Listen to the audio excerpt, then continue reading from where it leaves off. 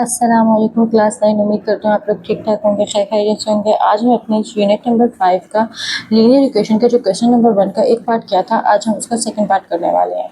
आपके पास question x/3 + 6 = -12, ये आपके पास एक लीनियर इक्वेशन के फॉर्म में क्वेश्चन दिया गया है वन वेरिएबल के साथ। इसको आपने सॉल्व करना है और इसे रिप्रेजेंट करता है रियल लाइन में। अब सबसे पहले सॉल्व करने के लिए हमने क्या करना होता था, हमने x की वैल्यू फाइंड करनी होती थी।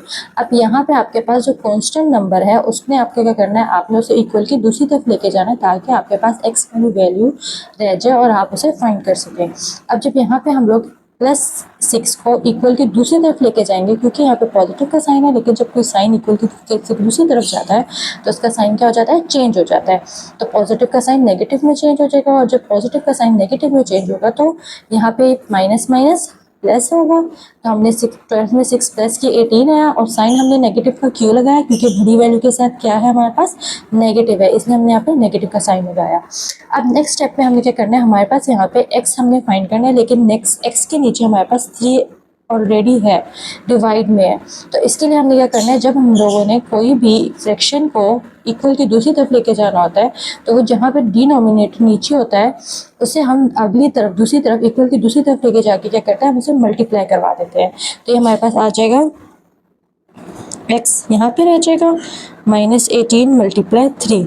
-18 जब मल्टीप्लाई होगा 3 से तो हमारे पास इसका आंसर आएगा 54 -54। तो हमारे पास x की वैल्यू क्या है, -54। अब इसको सॉल्व करें। लीनियर इक्वेशन के क्वेश्चन को हमने लास्ट लेक्चर में बात की थी कि लीनियर इक्वेशन के क्वेश्चन को हमने जब आंसर x की वैल्यू निकालते हैं तो हम उसे एक दफ़ा चेक करते हैं कि क्या आया हमारी जो इक्वेशन है, जो हमारा क्वेश्चन है, जो ओरिजिनल इक्वेशन हमारी है, तो क्या वो ट्रू है या फॉल है। अब वो ट्रू फॉल चेक करने के लिए हम क्या कहते हैं, हम x की वैल्यू को उसमें पुट कर देते हैं। हम यहाँ पे इसका एक चेक निकालते हैं। हमारे पास चेक हमने करना है x/3 + 6 = -12, और x की वैल्यू हमारे पास -54 है। इट्स मीन हमने यहाँ पे x की वैल्यू पे -54 लिखना है, डिवाइडेड बाय 3 + 6 = -12। हमने इन दोनों को आपस में डिवाइड किया, 3 × 1 = 3, 3 × 1 = 3, और यहाँ पे हमने कैरी दिया 8। हमारे पास आया -18 + 6 = -12। इन दोनों को सॉल्व किया तो आया हमारे पास माइनस प्लस माइनस, 6 निकाले 12 = -12।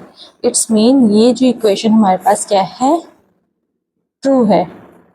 जब हमने ये ट्रू कर लिया, हमने फाइंड कर लिया कि इक्वेशन हमारे पास क्या है, ट्रू है, कि हमारे पास x/3 + 6 क्या है, -12 है।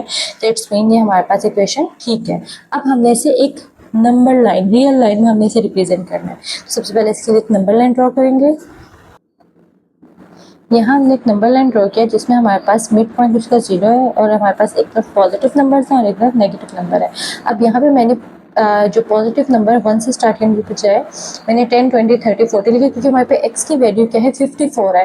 लंबा चौड़ा नंबर लिखने के अच्छा है कि आप किसी इजी तरीके से उसे सॉल्व करें। अब हमें पता है कि हमारे पास x की वैल्यू 54 है। इट्स मीन वो 10 से लेके यानी 50 से लेके 60 यानी टेंस की वैल्यूज में आएगा। तो हमने 50 से लेके 60 के दरमियान में 54 हमारे पास कहाँ आता है, तो आपको पता होगा नंबर लाइन के दरमियान हमारे पास 9 लाइन होती है, 1 2 3 4 5 6 8 9।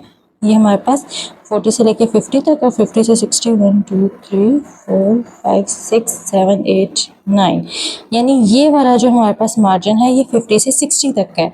अब 50 से 60 में हमने क्या देखना है, 54 देखना है। तो इट्स मीन 1 2 3, और ये वाला पॉइंट हमारे पास -54 का है।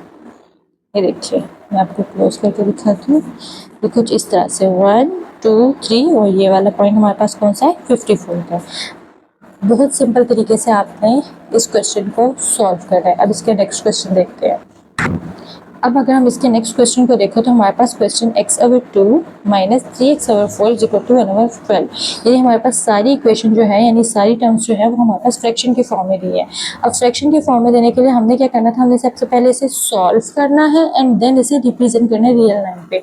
इट्स मीन हमें x की वैल्यू फाइंड करनी है। अब x की वैल्यू फाइंड करने के लिए हम क्या करेंगे, हमारे पास पता है कि ये भी फ्रैक्शन में है, ये भी फ्रैक्शन में, दरमियान में हमारे पास माइनस का साइन है। इट्स मीन हम इसे पहले सिंप्लीफाई करेंगे। 2 और 4 को हम अगर करें फ्रैक्शन करेंगे, 2 1 2, 2 2 4, 2 1 2, 2 1 2, 2 2 4।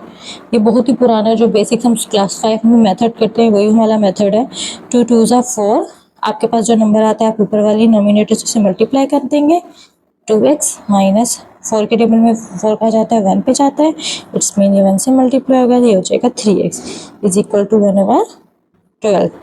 इसका नेक्स्ट स्टेप मैं इसके आगे कर रही हूँ, 2x माइनस 3x और 4 इज इक्वल टू 1/12।